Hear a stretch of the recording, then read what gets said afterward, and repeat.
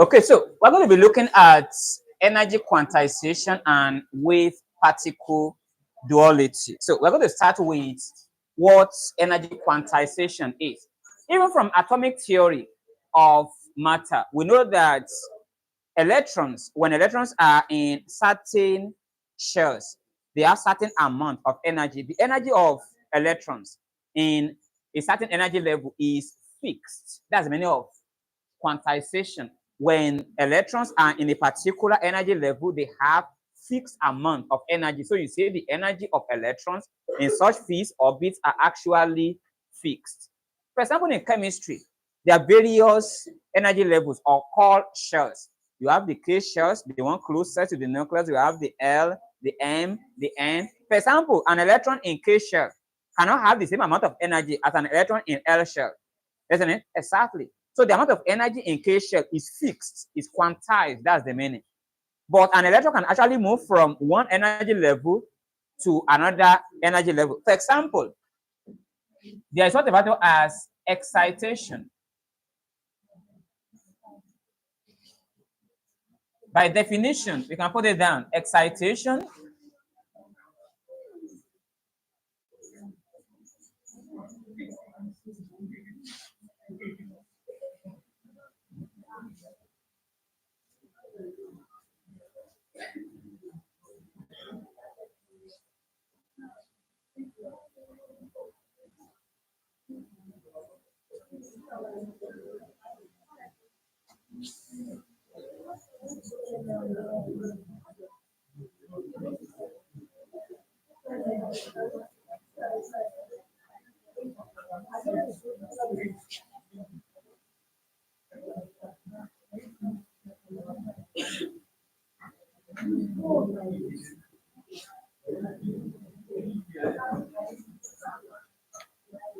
So that's basically what excitation is. If you say an electron has become excited, it means such an electron has moved from a lower energy level to a higher energy level. Now, the question is, what can make an electron to undergo excitation, or what can make an electron to become excited?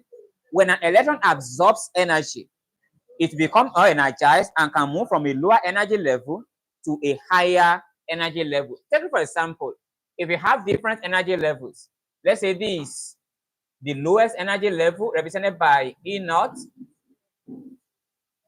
this one, a higher energy level, E1, this, higher energy level, E2, here. By En, it could be E3, E4, E5, E6, and so on and so forth. Now, this is what about as the ground state, E naught here. Ground state. When an electron is at the ground state, what kind of energy does it have? The lowest possible energy level.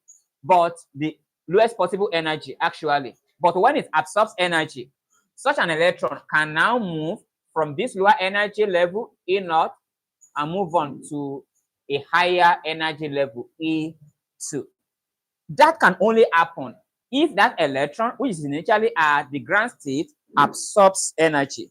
It is the absorption of energy that makes that particular electron to become more energized, and then it can now move from a lower energy level to a higher energy level. But such an electron cannot remain at this higher energy level forever. A point is going to be reached where such an electron at an excited state where it is now will lose that particular energy that is absorbed or gained earlier.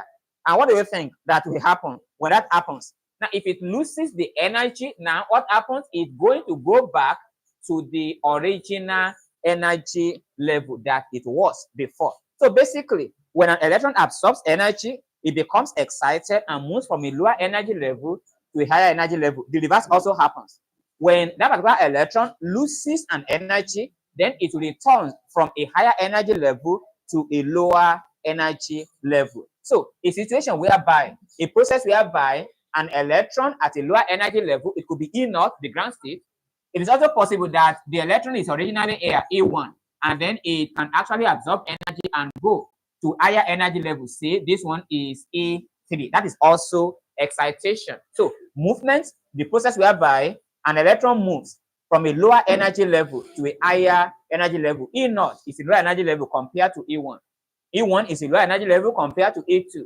E2 is a lower energy level compared to E3. So when an electron moves from E0 here to E1, that's excitation. If it's moved from E1 to E2, that's excitation. And the only thing, like I said, that can bring about excitation is when an electron absorbs energy and then goes from a lower energy level to a higher energy level. But when it goes to a particular state, the energy that was absorbed will be lost.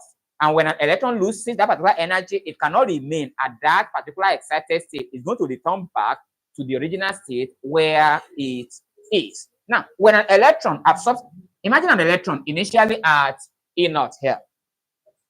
When it absorbs this energy, it's going to move up to a higher energy level. Now, when it's moving up to a higher energy level, it produces, it's going to emit a form, it's going to produce a sort of light in the visible spectrum. And that's why at times you've heard about things like absorption spectrum, haven't you? So that's it. So absorption spectrum is actually produced by electrons which absorb energy and therefore move from a lower energy level to a higher energy level. That absorption spectrum is formed due to the absorption of energy by an electron at a lower energy level.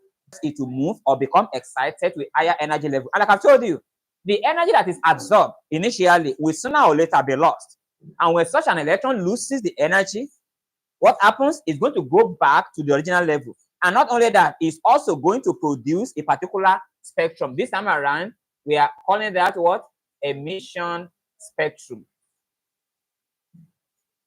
So emission spectrum is produced by the emission of that particular energy in form of flashes of light as that particular electron moves from a higher energy level back to a lower energy level. So just take note of three major things. What is excitation?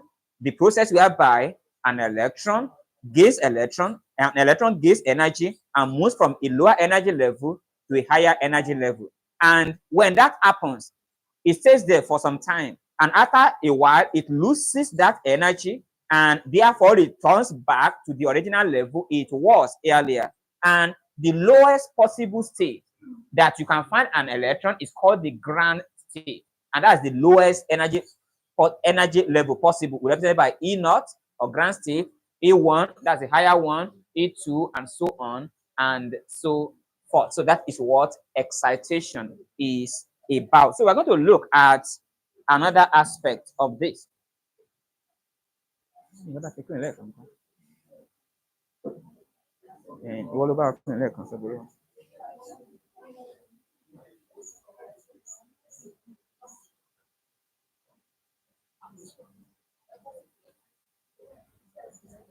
Sooner or later, we'll have to still rub the board up.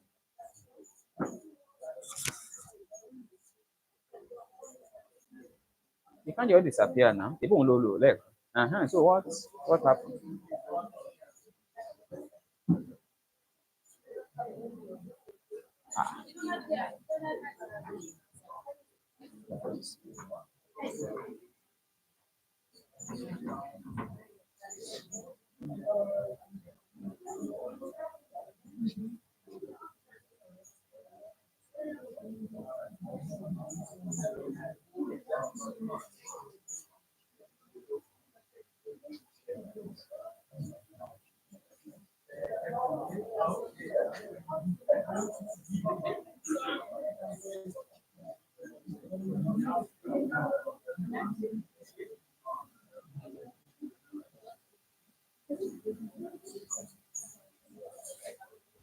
So, having looked at excitation, we're going to look at another aspect of this, that is conduction of electricity by gases. We know that a lot of substances conduct electricity, isn't it? Electrolyte conduct electricity.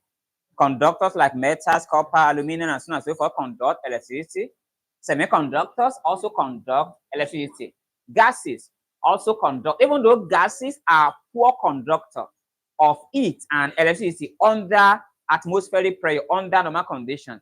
But there are certain things that can make gases to actually be a better conductor of electricity. But before we get to that, different substances conduct electricity, but they use different things as the conductor. That is, there are different charge carriers. For example, in metals, what are the charge carriers in metals? Free or mobile electrons. In semiconductors, for example, or metalloid, the charge carriers are the electrons and the holes. Now, in electrolytes, for example, like all acids, for example, electrolyte, salts that are in molten or aqueous form are also electrolyte. The charge carriers are what? The ions, the charged particles, either the cation or the anion. Now, these gases we are looking at now, what are the charge carriers in gases? The same thing, ions. So you can start with that. You can put that down. The charge carriers in gases are ions. That's IONS. The charge carriers in gases are ions.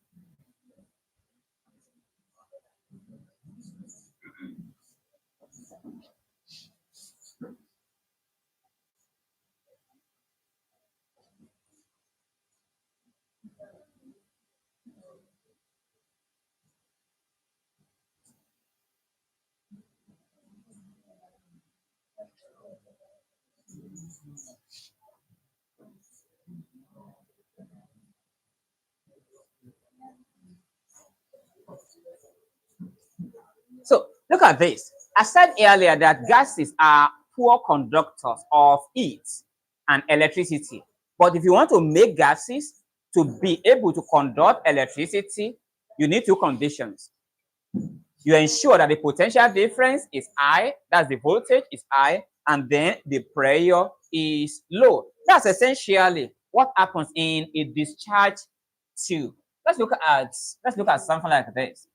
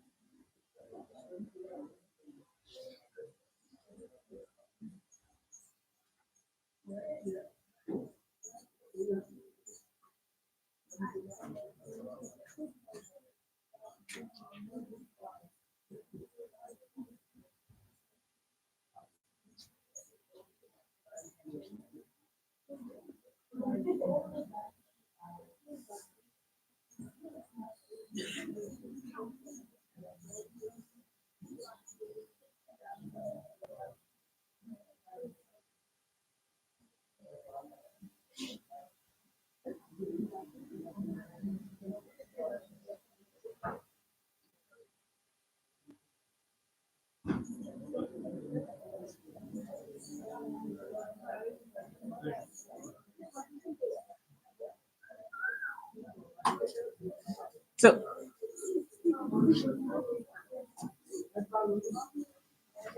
now let's look up.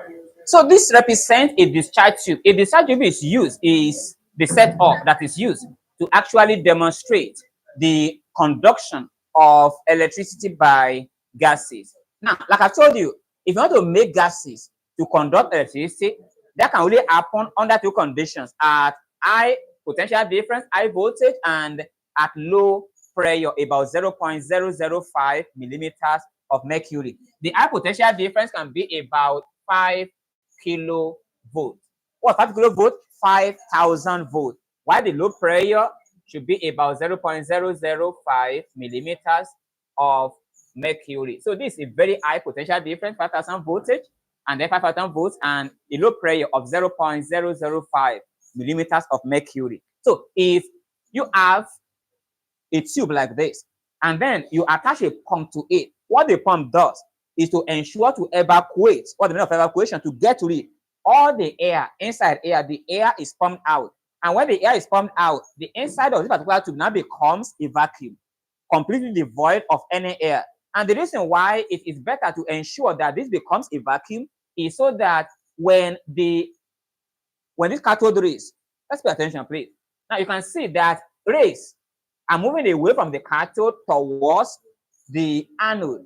Now, these rays that are ejected from the cathode air moving towards the anode, we refer to it as cathode rays. All right. And you can see that even if you observe this particular experiment, you will see that at the anode air, you begin to see some glowing of some colors are going to be produced. And the color produced is going to depend on the kind of air, present air. If it is neon, it's going to have this beautiful dark red color. If it's mercury, it's going to be bluish white, at least bluish white. If it is air, at least different colors depending on the kind of air present here. There are two major things you need to take note here. Number one is the fact that the charge carriers in gases are ions, charged particles. Not only that, that gases are only able to conduct electricity under two conditions: high potential difference or high voltage and low pressure. And this is the setup. We call it the discharge tube. At times they call it cathode ray tube. Either you call it discharge tube or cathode ray tube. And a potential difference is collected, a very high one, about 5,000 volts. And then the pump is used to ensure that the pressure inside this one is low, because when the air is pumped out, the pressure becomes gradually low, about 0.005 millimeters of mercury, and that will make the gas air to begin. Yes? Of the diode. A diode basically serves as a rectifier. That's what a diode does. A diode is made of semiconductors. A diode doesn't have two functions. A diode only helps to rectify. And rectification, by the way, is the conversion of alternating current. That's a current that can actually move both clockwise and anti-clockwise, in different directions, in two different directions, to a direct current. A transistor has more than one function. A diode doesn't. A diode only helps to convert an AC alternating current to a direct current. A transistor, on the other hand, can behave as a switch. We can use transistor as a switch, for example. We can use it to amplify signals as an amplifier. But a diode basically does one thing, and that is to help. Except we are talking about certain specific diodes. For example, there are some diodes that are used in our stabilizers. We call them Zener diode, Z-E-N-E-R. So those ones are helping in regulation of voltage. Zener diode, this is spelling. Zener diode. If it's Zener diode is used for voltage regulation. Voltage regulation. But if we're talking about other forms of diodes, if it's not specific, a diode just behaves as a rectifier, nothing. That controls what? In one? I know there are various categories of diodes. Zener diode only focuses on one thing alone, and that is voltage regulation. We have them in all these stabilizers that we use at home. And not only that, we also have Zener diode in all these power surge. You know what power surge is? Power surge, at least before you plug in, for example, before you plug in your maybe laptop, you can get a power surge so that you plug it in. Now, if the voltage is too high, it actually prevents that particular, it actually tells you to wait, isn't it? If the voltage is too low, it indicates that. Now, if it is okay, then it essentially what a power surge does is what the Zener diode does, because the Zener diode just ensure that the voltage is regulated so that the voltage is neither too high nor too low, so that it doesn't damage any electrical appliances that we are using at home. Most of the time, light was taken, and then when it was restored, it can be just too bright, and because of that, the voltage is too high. And if it is not taken, if you don't have all these protector in the house, voltage regulator, and so on and so forth, or power surge, if you have maybe any electrical appliances plugged in, it can begin to actually damage it. Even bulb can just go on and become damaged in the process. So let's come back to this. So basically, conduction in gases occurs under two conditions: at high voltage or potential difference, and then at low pressure. And don't forget, the charge carriers in gases are ions, charged particles, positive ion and negative ion. So let's go to another aspect of this energy quantization, and that is going to be thermionic effect.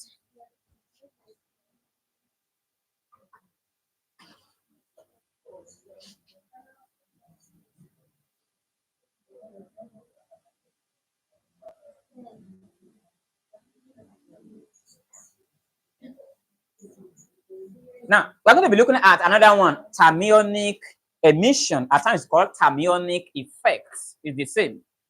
Now, by definition, you can put it down. Thermionic emission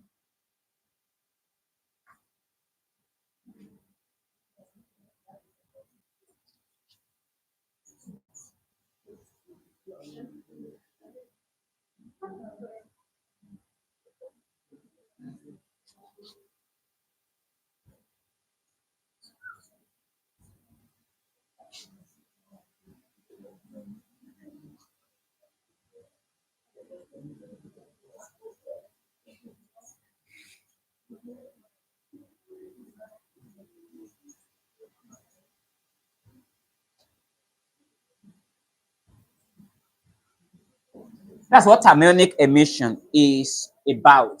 Thermionic emission is the process whereby electrons are ejected from the surface of a metal when the metal is heated. Thermionic emission, once again, as you can see, is the process whereby electrons are ejected, that's removed from the surface of a metal when such a metal is heated. You can use your knowledge of chemistry. You know that metals possess what referred to as metallic bonding, isn't it? And the electrons in metals are actually held by metallic bonding. So which means the electrons cannot easily be ejected. So you require it to be supplied to weaken that metallic bonding so that the electrons which are held by those strong metallic bond can now escape from that particular attractive force of the metallic bonding and escape.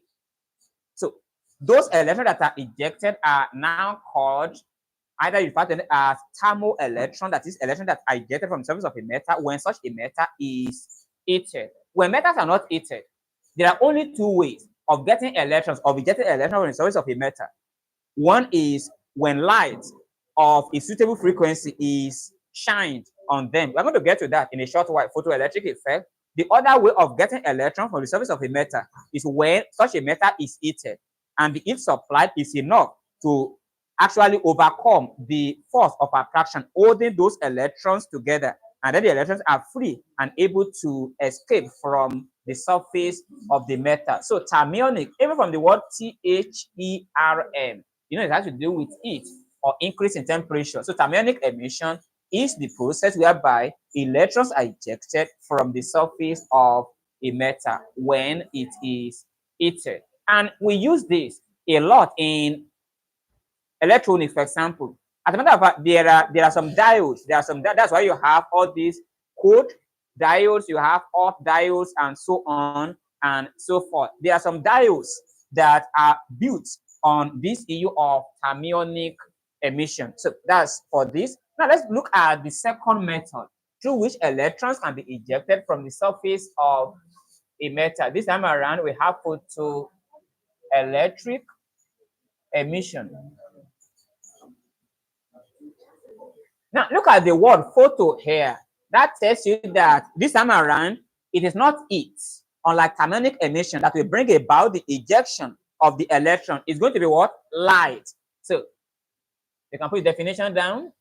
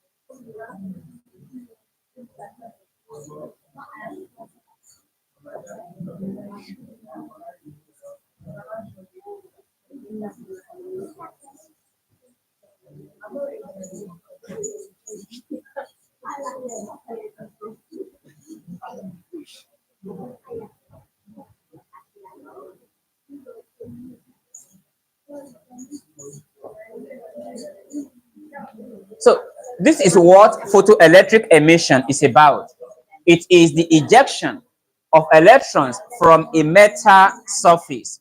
When the metal surface is illuminated with light of suitable frequency, which means that when a metal surface is illuminated with just any light, photoelectric emission might not occur. You require a light of a particular frequency, because the frequency of the light must have a particular value, must be equal to or greater than a particular value. Not just any light can bring about ejection of electron from the surface of a metal. We're going to do more on that when we begin to talk about threshold frequency and the like. Let's just get the definition out of the way. Photoelectric emission is the process whereby electrons are ejected from the surface of a metal when such metal surface is illuminated with light of suitable frequency. And the electrons that are ejected from the surface of such metals are called photoelectrons. Not only that, there are two major things you need to take note here. Now, when a metal surface has not been illuminated with light, the electrons are fixed within that particular metal surface. They are unable to actually move around. So which means that they possess energy by virtue of their position, potential energy. But what happens when they are ejected from the surface of the metal? Now they are free to actually move about. Now they are now possessing what kind of energy? Energy by virtue of their motion, which is kinetic energy. Now, at times you can be asked question that the maximum kinetic energy of photoelectrons depend on what? What does it depend on? Say that again. Frequency of the light, that's one of them. It doesn't depend on intensity. God bless you. Color of the light or wavelength, and then there are three things. And the nature of the photocathode. That's right. So put it down this way. Maximum kinetic energy of photoelectrons. Maximum kinetic energy of photoelectrons. Maximum kinetic energy.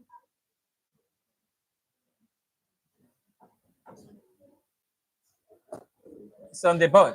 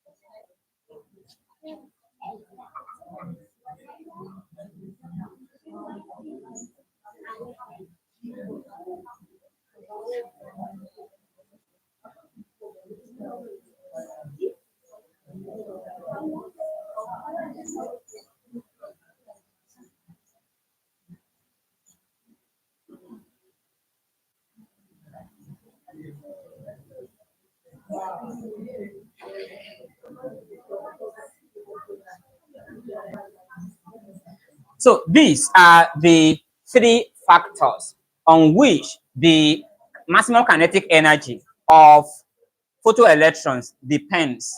It depends on the frequency of the photon, which is F. Photon is also called the light. So it also depends on the color of the photon. And don't forget, the color of the light actually determines what the wavelength is. That is why. Does red light and violet, do they have the same wavelength? They don't. So that's it. So the color of the light determines what the wavelength is. So you can say color of the photon or wavelength of the photon. Not only that, nature of the photocathode. For example, if you look at cesium, If light is incident on the surface of a cesium, the kinetic energy of ejected photoelectron from such a cesium is going to be different from if light is incident on the surface of, say, potassium. So that's that. So different materials. Cesium is a different photocathode, sodium is a different photocathode, aluminum is a different photocathode, and so on and so forth. So the maximum kinetic energy of photoelectron depends on the frequency. That's usually what they use in jam questions. Frequency of the photon or light, color or wavelength of the photon, and then nature of the photocathode. Now, that's for the maximum kinetic energy. What if the question was asking you that on what does the number of ejected photoelectron depend? For example, 100 electrons can be ejected from the surface of a metal when light is incident on them. 200 might be ejected, 500 can be ejected, 1000 can be ejected. The question is, what determines the number of electrons that are ejected from the surface of a metal? That's going to be the intensity of the light. Now I want to put that down.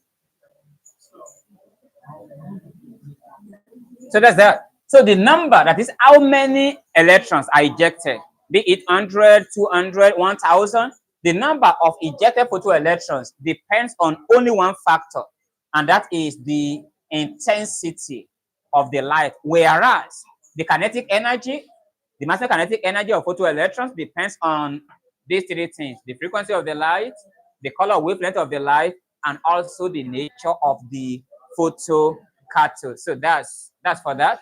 Let's put that down. Then after this, we go on and find out what are the uses of photoelectric emission. Don't forget, at times, instead of photoelectric emission, they can call it photoelectric effect. Is the same. So I'm going to look at what are the applications of photoelectric effect. Let's put it down quickly.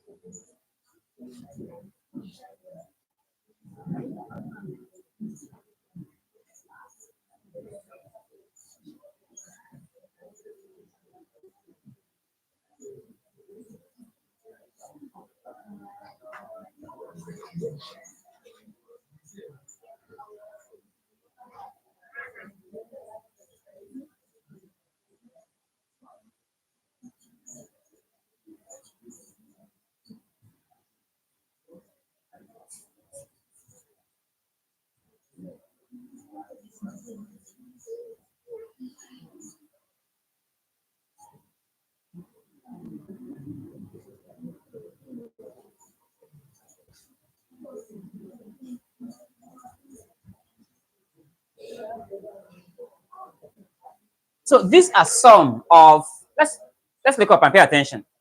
Now, applications of photoelectric emission or photocells. Now there's what referred to as photocell. Now a photocell is something that converts light energy into electrical energy. As a matter of fact, look at all these solar panels that we are using at home. It makes use of photoelectric effect. You find these solar panels on top of buildings coated most of the time maybe with cesium and then connected to inverter that actually does the rest. So we use it in producing electricity, for example. Not only that, it is used in automatic relays, especially in offices and all these big buildings. We use it in fire alarms. For example, in schools, for example, whenever maybe even in houses, maybe somebody is cooking in the kitchen and maybe forgets that he or she has something on the fire. Whenever smoke begins to permeate the house, all these photos that are already installed in the house, when they detect the smoke, the fire alarm goes off, and then people are alerted that okay, maybe there is smoke in the house. To prevent smoke inhalation, maybe there is likely a fire outbreak in the house. Not only that, it is used in automatic closing and opening of doors. You go to some eateries and hotels and so on and so forth. You don't need to station someone on the door to open the door for people who are coming in and going out.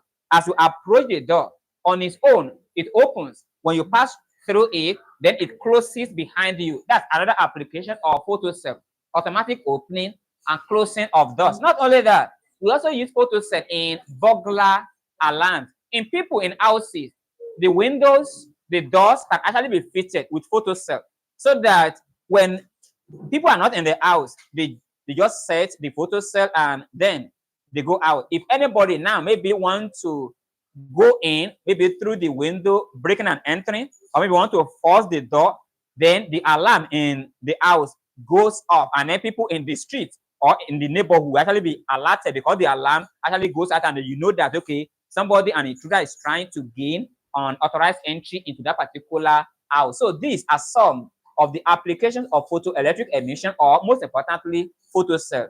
Automatic relays in fire alarms, in automatic opening and closing of doors, and also it is used in burglar alarm. So that's for that. Let's move on to work function.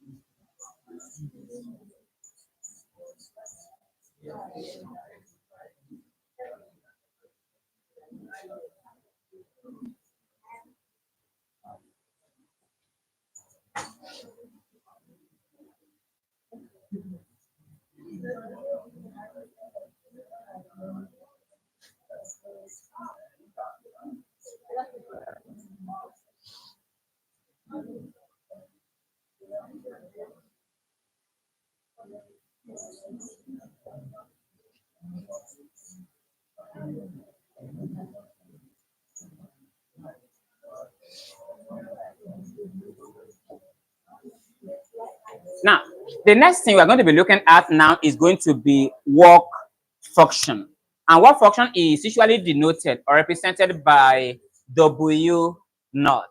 And by simple definition, the work function is the minimum amount of energy that is required to eject electron from the surface of a metal. The minimum, the very lowest amount of energy required to eject electron from the surface of a metal. Now, pay very good attention here. If the work function that is required to eject electron from the surface of a metal is, say, 5 electron volt, 5 eV, and a light of a particular energy, 2 eV, now is now incident of such a matter, will electron be ejected or not? No electrons will be ejected because definitely 2 eV is lesser than 5 eV. Let me put it another way. The minimum, that is the least amount of energy that must be supplied to a particular metal surface to be able to eject electrons from them. So which means any energy that is less than the work function will not be able to actually eject electron from that particular surface. So if the work function is 5 electron volts, it means that the energy that must be supplied by light to be able to eject electron from such a surface must either be equal to 5 eV or greater than 5 eV. So when the work function is 5 eV, no energy less than 5 eV be able to eject electron from the surface of a metal. Because I've seen questions like that before, they can ask you that the work function of a metal surface is so and so. If light of so and so energy is incident on it, then electron will be ejected, no electron will be ejected, large amount of electrons will be ejected, few electrons will be ejected. It has nothing to do with number. It's either electrons are ejected or electrons are not ejected. So basically, what happens is this. If you have a surface, any surface, cesium, sodium, potassium, any surface at all, every surface has a particular amount of energy that will be required to eject electron from their surface. When that particular energy is known, we refer to it as work function. So let's say, for example, we have cesium. If the work function of cesium is, say, 5 electron volt that I used earlier, it means that for you to be able to eject electron from the surface of cesium, you need energy of light to be nothing less than 5 electron volts, because that is the minimum amount of energy that is required to eject electron from that particular metal surface. Any electron that is less than that will not be enough to actually do that. So please pay attention to that. The minimum amount of energy that is required to eject electron from the surface of the metal is called work function. Not only that, another name for work function is threshold energy. And work function or threshold energy is represented by W naught. And these are the various formulas you can use for it. The work function can be written as Hf naught. We know that our H is constant. It's called what? The Planck's constant. That Planck constant. And it has a value of 6.6 times over minus 34 joule seconds. And then F naught is called the threshold frequency. And we all know that frequency is measured in hertz. Now, if you don't want to put it like this one can also be written as H C all over lambda naught. We know what C is. What's C? That's going to be the speed of light. Speed of light in air, which is equal to 3 times 10 raised by 8 meters per second. And then lambda naught is going to be our threshold wavelength. Threshold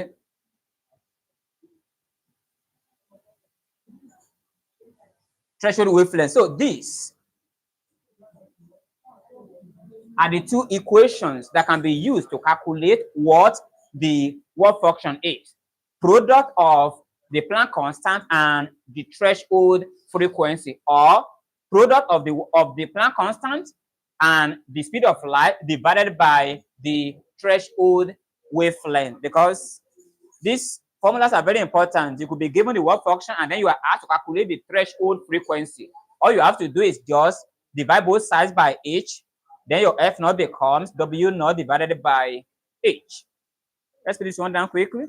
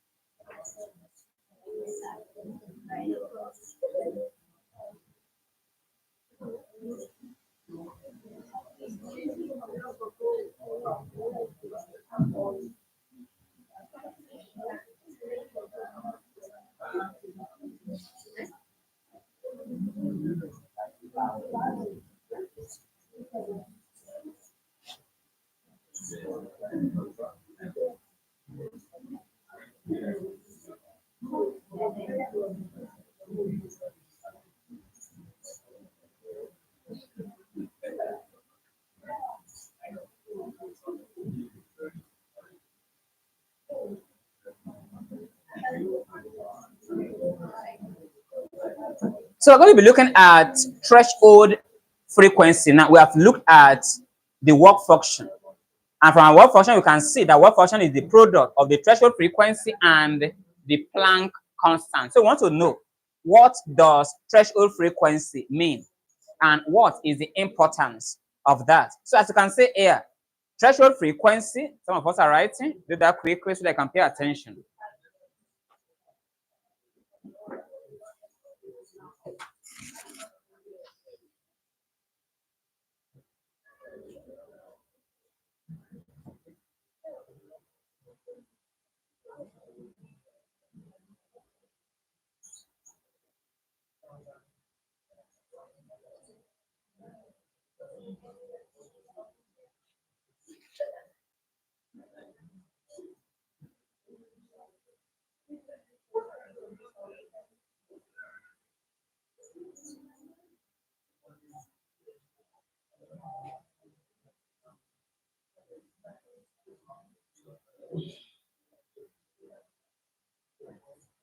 Okay, so now threshold frequency, F naught. This is the minimum amount of frequency required to eject electrons from a metal surface. That's what threshold frequency is about. Now, what does that mean? It means that when light is incident on a metal surface, there is no guarantee that electrons will be ejected from that particular surface. Electron will only be ejected if the frequency of that particular light is greater than or equal to the threshold frequency. The same thing with the work function. If light is incident on a metal surface, the energy of that particular light must be equal to or greater than the work function. If the energy of the light is lesser than the work function, no electrons will be ejected. The same thing when light is incident, light is also called photon. When light or photon is incident on a metal surface, if the frequency of that particular light is less than the threshold frequency, then no electrons will be ejected. That is why threshold frequency is the minimum or the least or the lowest amount of frequency required to eject electrons from a metal surface. That's what I meant here. If the frequency of the light or photon, which is F, is less than the threshold frequency, which is F naught, what that means is if F, that's the frequency of the light, is less than F naught, it means that no electrons will be ejected.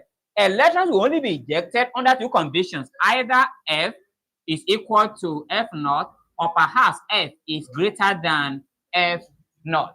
So the frequency of a particular light or photon must at least be equal to the threshold frequency for electrons to be ejected, or the frequency of that particular light of the photon must be greater, must be more than the threshold frequency for electrons to be ejected. Whenever the frequency of the light that is shining on the surface of a metal is less than the threshold frequency, no electron, that particular surface will just absorb the light without any electrons being ejected. But when the frequency of the light shining on the metal surface is higher than the threshold frequency or equal to the threshold frequency, then the surface of the metal will absorb that particular light, and then electrons will now be ejected from the surface of the metal. So that's for this. Then we are going to the third one, threshold wavelength.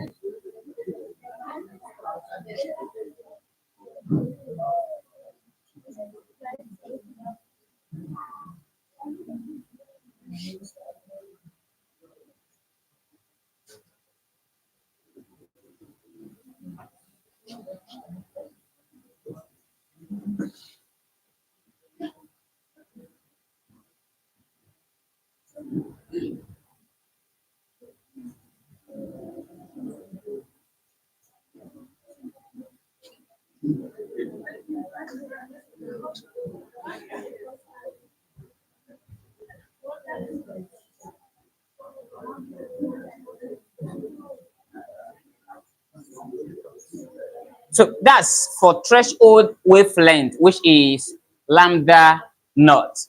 Now, this is the maximum. Now, I suggest you pay very good attention, because you will see now we are using maximum.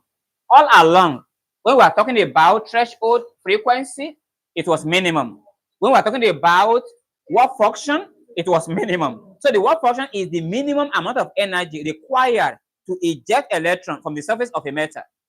Threshold frequency is the minimum amount of frequency required to eject electron from the surface of the metal. But this time around, for wavelength, it is the maximum amount of energy required to eject or remove electron from the surface of a metal. So which means that when light is incident on the surface, if the wavelength of that particular light is less than the threshold wavelength, electron will still be ejected. Do you understand that?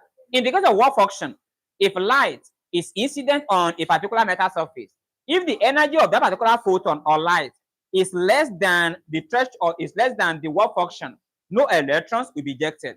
In the case of threshold frequency, if light of a particular frequency is incident on the surface of a metal, if the frequency of the light is less than the threshold frequency, no electrons will be ejected. However, in the case of threshold wavelength, if a light of a particular wavelength lambda is incident on the surface of a metal, it is actually possible. All right, not only possible, electrons will actually be ejected. And if you are wondering why that of wavelength is different, look at the relationship between them.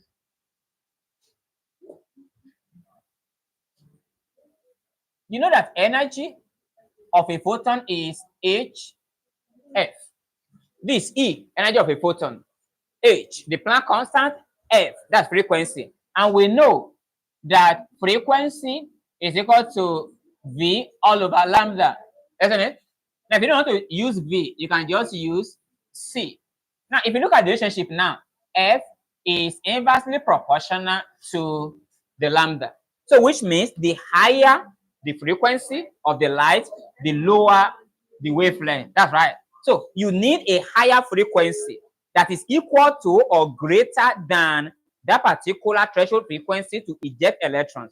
But because it is only the frequency that needs to be very high for you to eject electrons, the wavelength doesn't need to be as high as the frequency, because as frequency increases, the wavelength increases. So if you say that the threshold frequency is the minimum amount of frequency required, therefore wavelength, when frequency here is minimum, what will this one be? Maximum, exactly. So that is why threshold frequency is the minimum amount of frequency, whereas the threshold wavelength is the maximum amount of wavelength, because of the inverse relationship between the frequency of a light and the wavelength of that particular light. As a matter of fact, take a look at this question.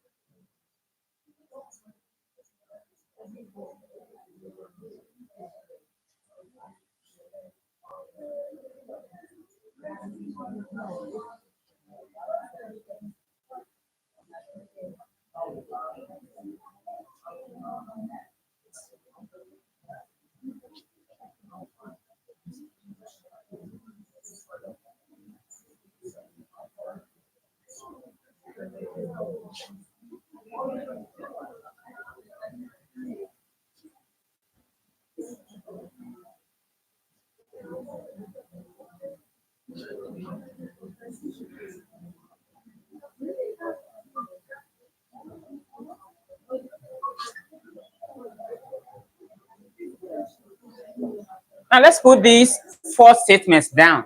Then the question will follow. Proof figure 1, increasing the frequency of the photon. Proof figure 2, reducing the frequency of the photon. Proof figure 3, increasing the wavelength of the photon or the light. And then proof figure 4, reducing the wavelength of the light or photon. Then I'm going to give you the question.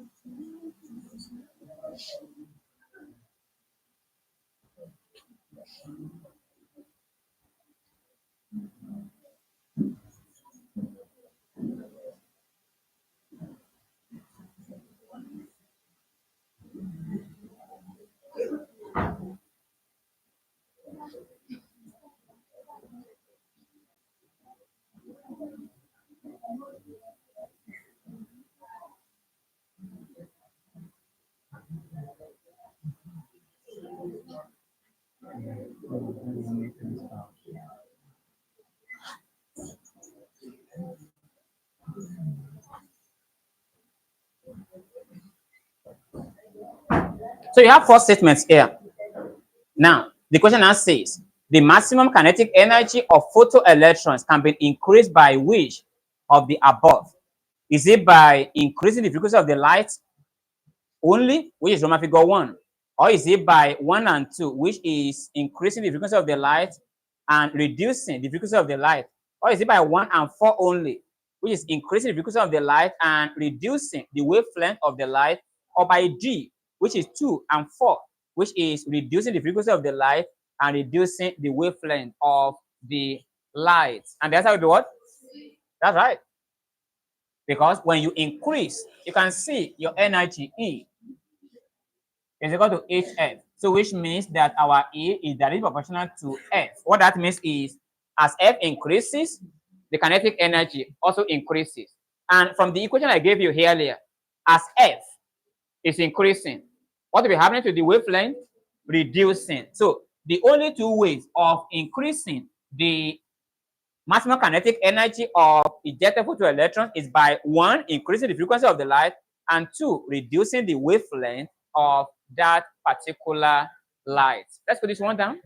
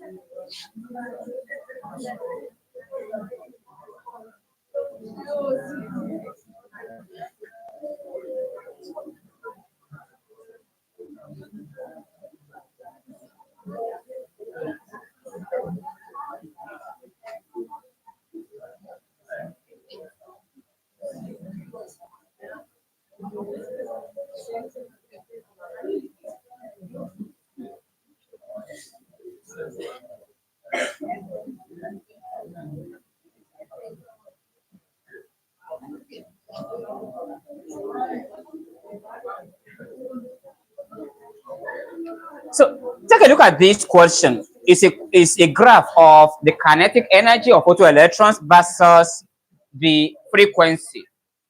And the question is asking us, which of the letters, we have 4 letters here, letters X, Q, Y, and then Z.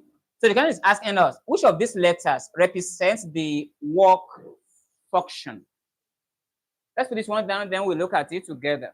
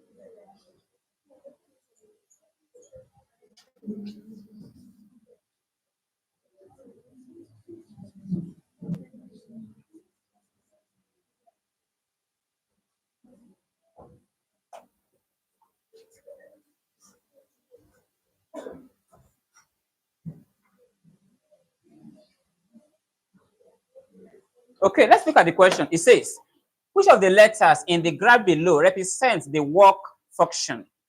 A graph of maximum kinetic energy in joules versus the frequency in hertz. The correct answer is going to be this. That's letter Z. Now let me tell you what they all represent. The slope of the kinetic energy versus the frequency represents Planck constant. Because if the question is changed now, let's say the question now says which of the letters in the graph below represents the Planck's constant, then the answer will have been X. The slope here, remember this, the slope represents the Planck constant.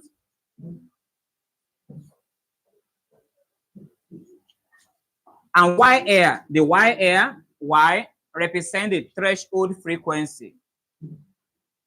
Threshold frequency. Whereas our Z here, like I've said earlier, represents the work function. But that particular Q represents a certain kinetic energy. So it's just a dummy or a red herring just to take your mind or focus off the answer. The work function, the threshold frequency, and this is the Planck constant, which is the slope. Let's break down quickly.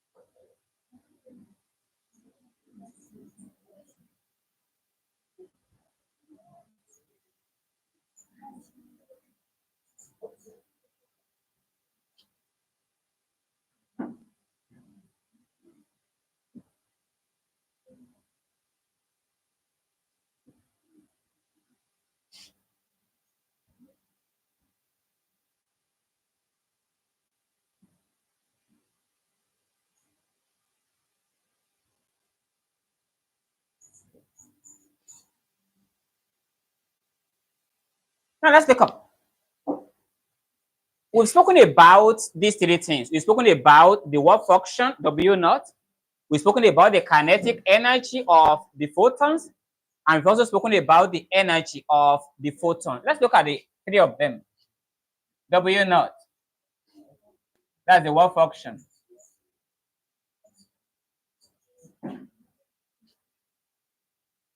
And I told you, you can represent it by either H, F naught, or AC all over lambda naught. Then you also have the maximum kinetic energy. You know, at least we all know the formula for that. Half mv squared, and then we also have E, which is the energy of the photon. Energy of the photon or light, which is simply E is equal to HF. Now, please take note.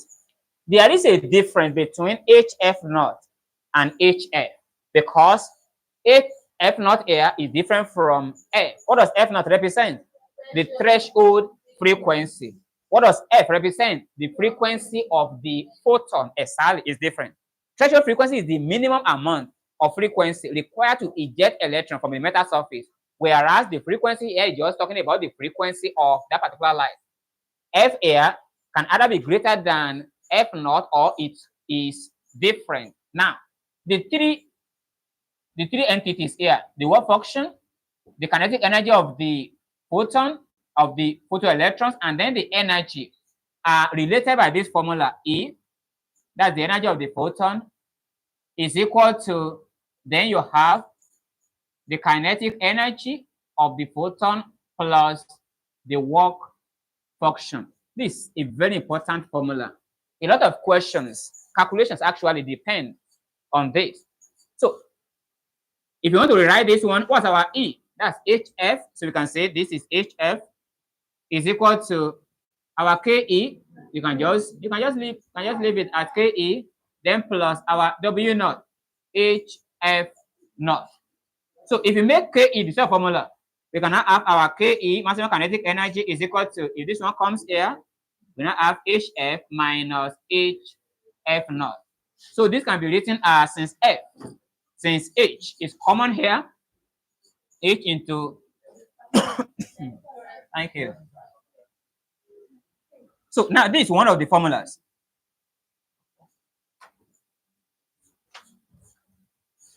This is one of the formulas used in calculating the maximum kinetic energy. This is another formula.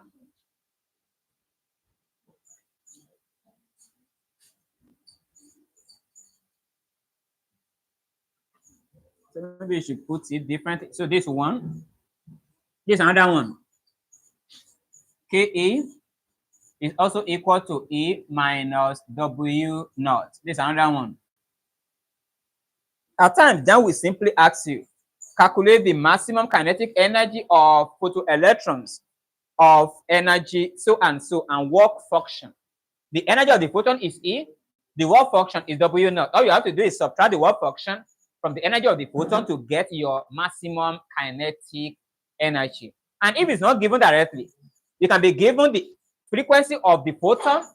If you're given the frequency of the photon, that's another way of giving you E indirectly, isn't it? Because to get your E, what do you need to do? There's that. So here, you just multiply the frequency of the light you are given by the Planck constant, you get your E. And if you are given the threshold frequency, you are being directly given the work function also. You just multiply the threshold frequency by the Planck constant, and then you get that, so that you can now subtract them and get your kinetic energy. Let's put this one down. So this is number 2. And then the third one.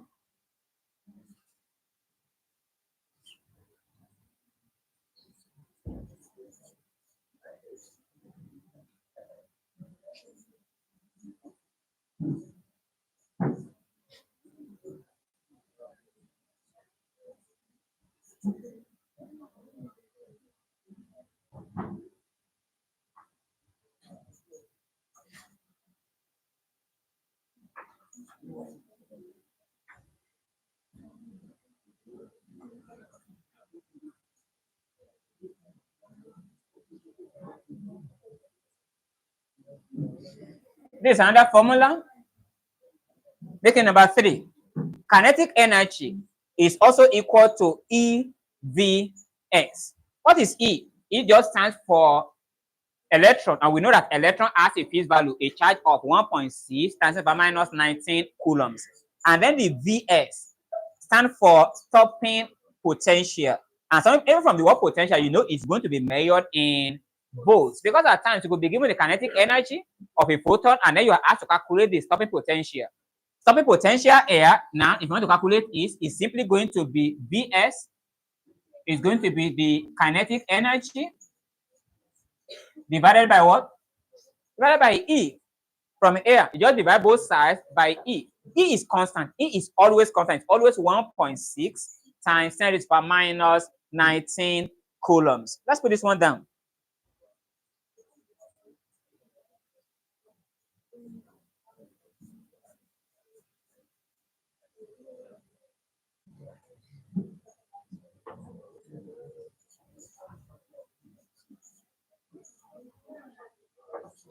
This is what I mean. Since our kinetic energy is equal to EVs, then if you want to make VL is a formula, then stopping potential now is equal to kinetic energy all over E. That's all. So if you are given your kinetic energy, you don't need to be given the E. At times, you're not going to be given the E. And because it's expected of you as a student to know that an electron has a fixed value of charge, which is 1.6 times 10 to the power minus 19 coulomb. So that's for that.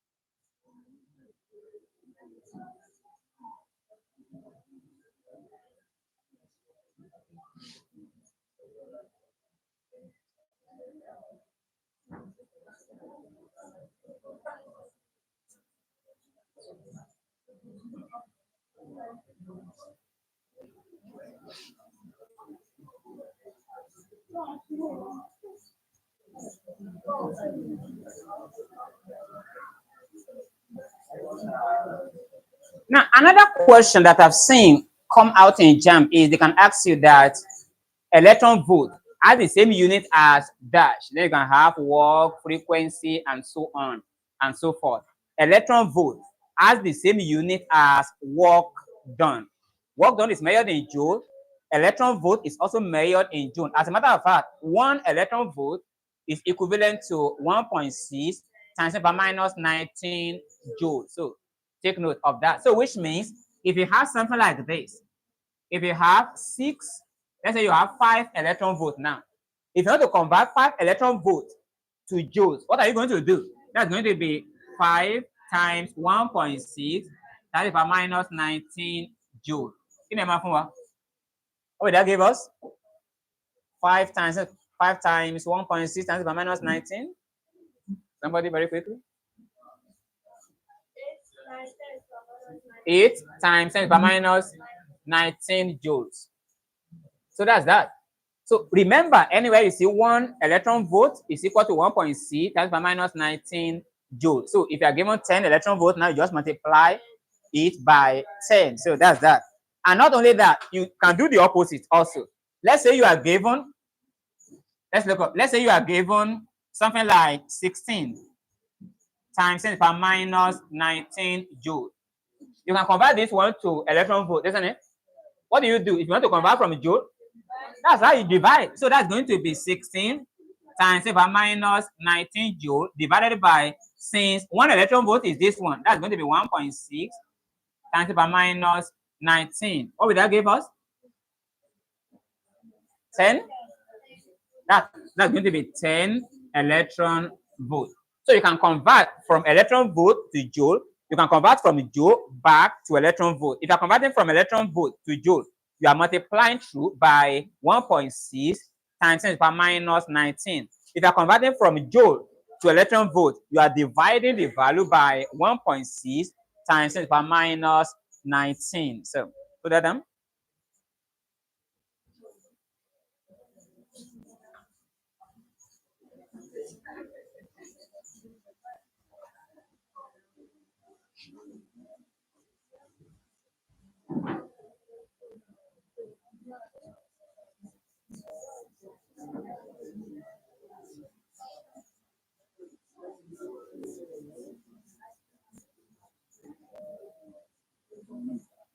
So let's look at real jam questions, maybe 1 of 2 of them, to see how this formula that I've been showing you, how it actually applies to that.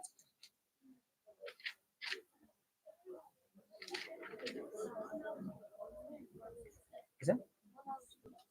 Okay. It's going to be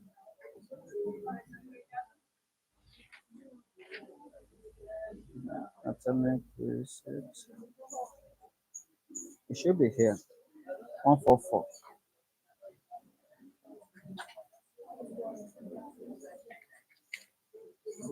Yeah, it's here. You can see the graph I drew the other time. So is here.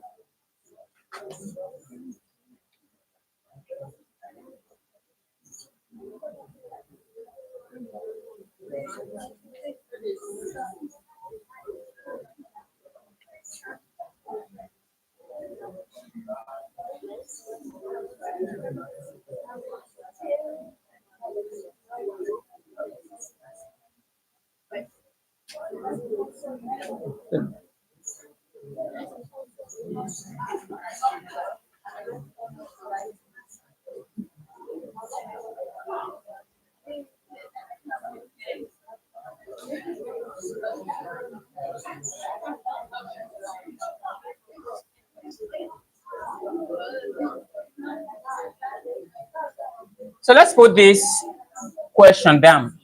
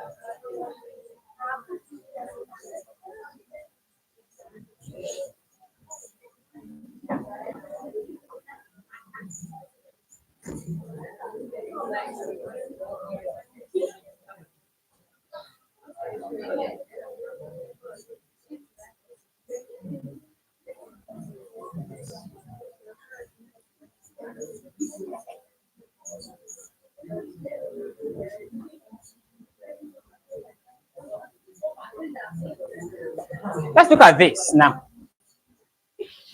This is a typical jam question. And the question says, let's pay attention, please. The question says, light of energy. That's the energy of the photon. What sign the way? What the symbol for energy of the photon? That's E. E. Because I've told you that light and photon are the same. Energy of the light of photon that be given is 5 eV. False on a meter of work function. What is the symbol for work function? W naught. That's the work function. And that's 3 electron volts. And we are told that electrons are emitted, then we are asked to calculate the stopping potential. What is the symbol for stopping potential? I wrote it back then. B what? That's right. That's stopping potential. We don't know what that is. But remember, I told you that E is equal to what? That's the kinetic energy plus what? W naught. So if you want to, what's our E? That's 5 eV. So that's 5. You can put that here. That's 5 eV is equal to the kinetic energy, Ke plus what the work function? That's 3 eV. So if you make Ke the same formula, then our Ke kinetic energy becomes 5 eV. If this one is brought here, minus 3 eV. That gives us 2 eV. So which means our Ke now, the kinetic energy now is equal to 2 electron volts. But we are not asked to calculate the electron volt. What are you asked to calculate? The stopping potential. But don't forget, from what I've taught you just moments ago, let's rub this off. It's even here. This is the formula. And that's what I meant the other time, that you can be asked to calculate this. So you can see that kinetic energy is equal to electron. That's the electron there times the stopping potential. And we need this one. So our Vs now, that's the stopping potential, is equal to what's the kinetic energy? That's 2 eV. All over what? All over E. And don't forget, you don't even need to bother yourself. It doesn't make any sense for you to be writing 2 times. Then remember, if you want to do this one, this 2 eV all over E. There's no point in saying 2 times. What did I say 1 eV is? 1.6 divided by minus 19 all over. What did I say E is? It's still 1.6 divided by minus 19. There's no point in doing that. All you have to do is just cancel this E and cancel this E, and you're left with 2. But if you want to still do that, you are still going to get that particular thing. So here, then your stopping potential Vs now is equal to 2 volts. So as simple as that. Let's put that down. Then we look at another one.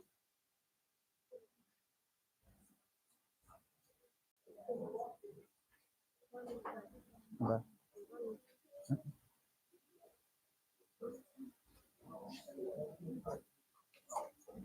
Let's hurry up after this. Somebody wants us to look at another question.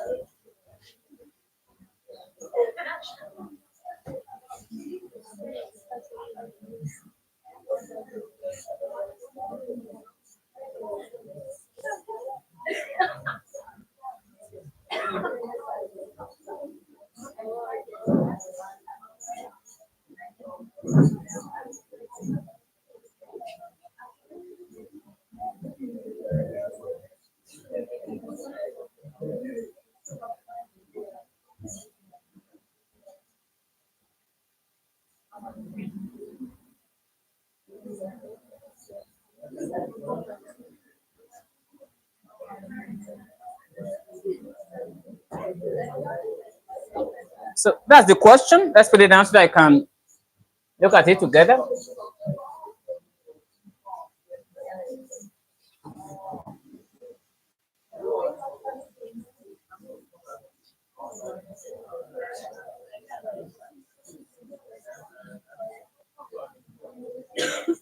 So can we look up? Let's pay attention, please. So the question says, cesium, we know cesium is a metal, one of the alkali metals in group 1. Cesium has a work function. What is the symbol for work function? That's W naught. So W naught, a work function of 3 times 10 minus 19 joule.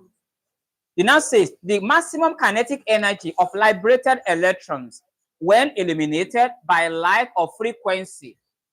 This particular frequency is it ordinary F or F naught? That's F naught, Abi. Ordinary F. That's right. If it is going to be F naught, the frequency is going to be preceded by threshold frequency. So that ordinary F now is that the frequency of the light 6.7 times 10 power 14 hertz. What are we asked to calculate? The kinetic energy. We don't know. We've known our work function. All we need to calculate now is our E, isn't it? Then we get our E, then we can now subtract that. And to get our E is easy because we know that our H is what? 6.6 divided by minus 34 joule seconds. It's constant. That's why it's called Planck constant. So E now is HF. We know H now to be 6.6 divided by minus 34 times F. We have been given F to be 6.7 divided by 14. Everything in joule. I want someone to do that quickly. Say that again. 4.42 times by what? Minus 19 joule. But remember, even though this 4.42 times by minus 19 joule is air in the option, is it the answer? Definitely not. Because the question is not asking us to calculate the energy of the photon. If the question is calculate the energy of the photon, then this would have been the correct answer. But we are looking for the maximum kinetic energy, because that's what the question says, the maximum energy, that's maximum kinetic energy of liberated electrons when illuminated by a light of so and so is that. So our kinetic energy now is going to be what? That's E minus the work function. That's going to be the E, which is 4.42 divided by minus 19 joule minus the work function. That's 3 divided by minus 19 joule. And if you subtract it, what does it give us? 1.42 divided by minus 19 joule. Which action is that? So that's that. So you have to be careful, because if you have stopped here, you would have been wrong, even though that is part of your calculation. So when you have to calculate the kinetic energy, or even they don't even need to say the kinetic energy. All you need to hear is the maximum energy. Maximum energy talks about the maximum kinetic energy, which can be calculated by subtracting the work function from the energy of the photon. So let's put this one down. Then we look at another question, which is different from this.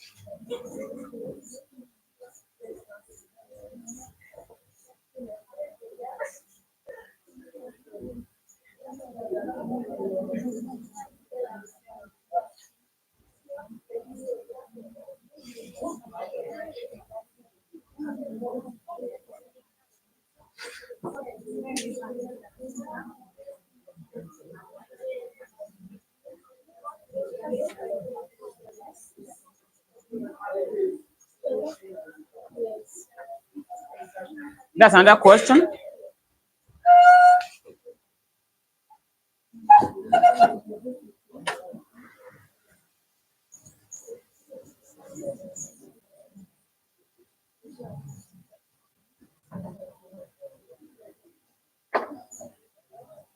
So let's look at this. The energy associated with the photon of a radio transmission of frequency, we are given the frequency of the photon, F, is 3 times 10 to the power 5 hertz. And what are we have to calculate? The energy associated with the photon. That's also called energy of the photon. Is that W naught or E? That's E. And we know simply that E is equal to HF. Don't forget, you can also calculate your E by saying E is equal to HC all over lambda. Because at times, you might not be given the frequency as we are given here. At times, what to be given is, instead of the frequency, they will give you the wavelength. If I give you the wavelength here, the formula you are going to use is this. That's going to, remember that C is constant. You don't need to give you the C. You know that C is the speed of light in air, which is 3 times 10 raised to the power 8 meters per second. So here, since F has been given, we know H remains the same, which is 6.6 times by minus 34, then times F, which is 3 times 10 to the power 5, everything in joule. Multiply that, what will they give us? 2 times 10 to the power what? Minus 28 joule. And you can see simply the answer there. So that's that.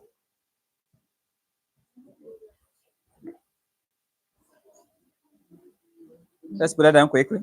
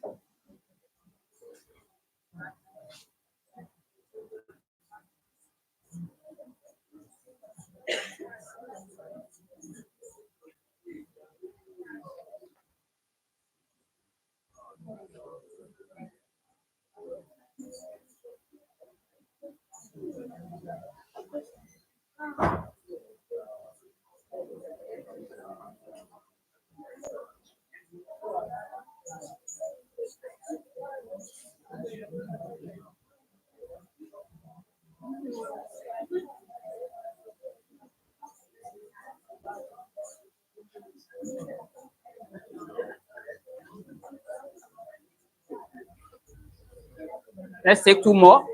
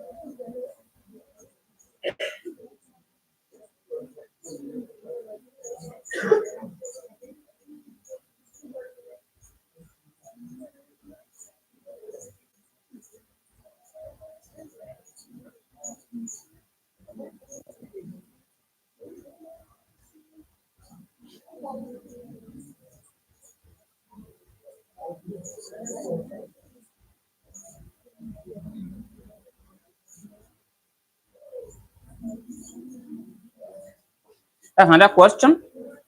You can see also different from the three previously that we've taken, because the question can come in different forms. So the question is saying a 500 kilovolts, that's the voltage, is applied. So let's start with that, our V voltage. Now, don't forget, because by the time you write some of these formulas, you can add 2V. As a matter of fact, why don't you look up? You remember the other time I told you that kinetic energy, the maximum kinetic energy is equal to EVS, isn't it? Don't forget, if you want to write the formula for kinetic energy, it's 1 all over 2 mv squared. Now is equal to what? EVS. That's what I'm talking about. We are not having 2 V's. But don't make any mistake. The 2 V's are completely different. The V here is talking about what? Velocity measured in meter per second. And the V here is talking about what? Potential difference measured in volts. So you have to be very, very careful so as not to confuse the two of them together. So now that I've established that fact, let's go back here. So if 500 kilovolt, that's going to be in voltage, that's going to be 500,000 volts. What's the meaning of kilo? That's 1,000. So if you want to convert this one to standard form, that's 5 times 10 to the power 5 volts, right? Okay. Now, it's applied across an X-ray tube. We have to calculate the maximum velocity, that's the second V. Now, we need the velocity now, which is unknown, of the electron produced, and we are given the mass of electron to be, mass of electron is also constant. You have to know it offhand. It's 9.1 times 10 to the minus 31 kilogram, and then the speed of light in air is also the same, is also constant, 3 times 10 to the power 8. Now, all we have to do is the formula I've just written down the other time. Ke is equal to AVS, and we know Ke is 1 all over 2 mv squared is equal to AVS.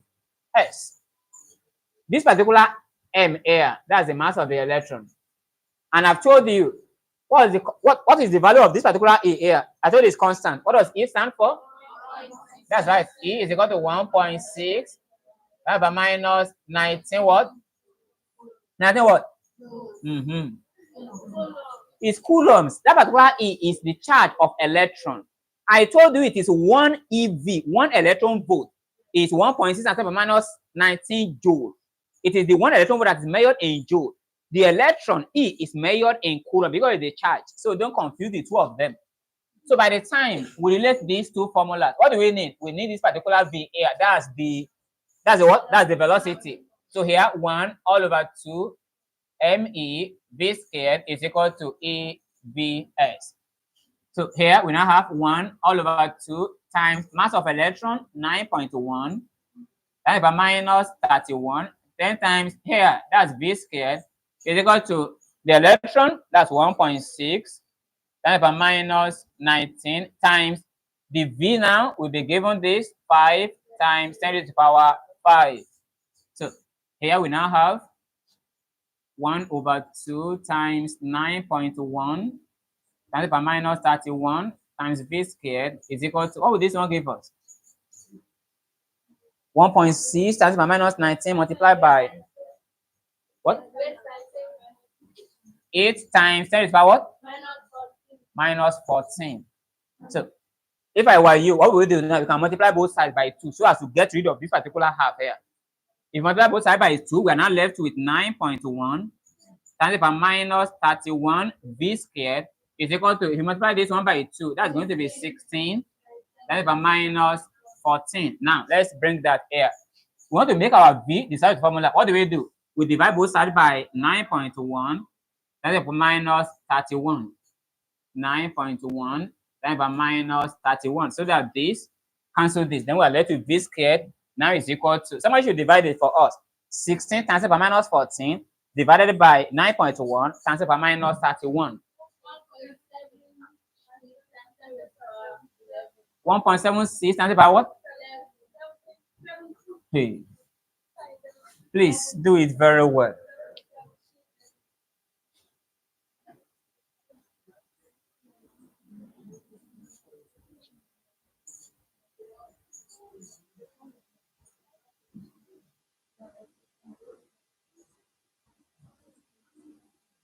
What did you say you got? That's right. 1.76 times 10 power 17.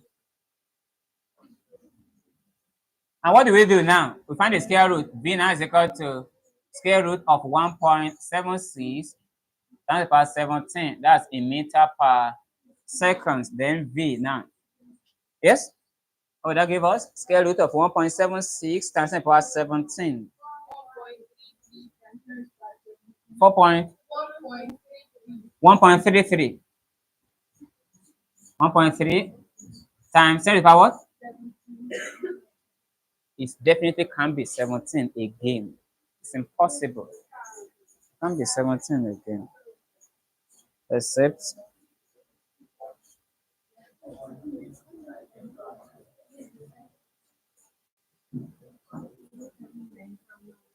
how do you do that? It's definitely not that. This 4.19 times 10 to the power 8. So how do you get this value? That's 4.19 times 10 to the power 8 meters per second. So that's going to be V now. If you leave it to one decimal place, that's 4.2 times 10 to the power 8 meter per second. Which fraction is that? That's that. Let's square them.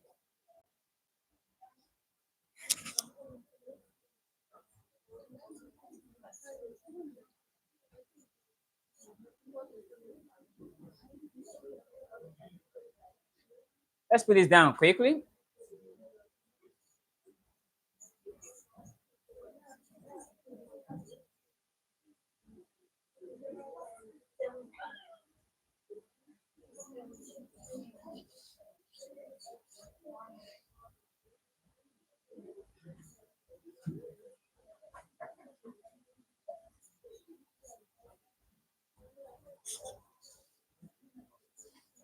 Put that down quickly so that you can take one more question.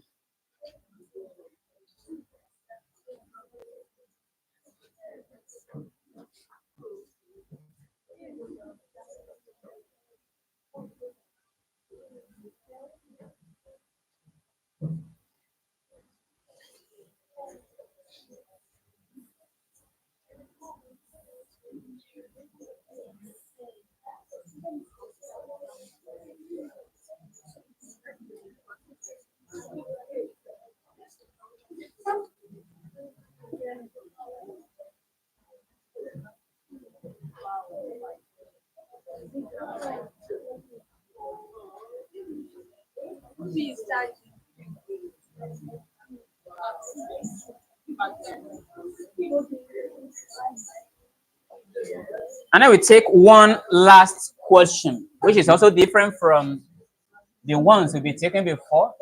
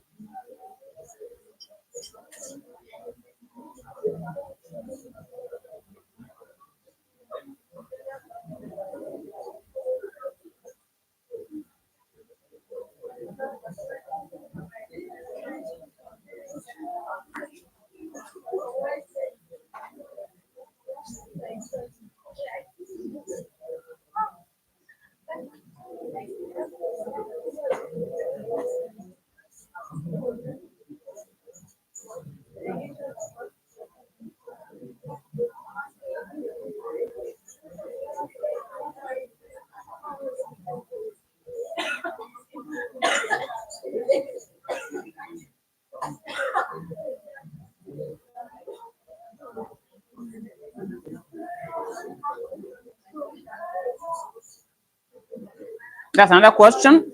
The last, actually.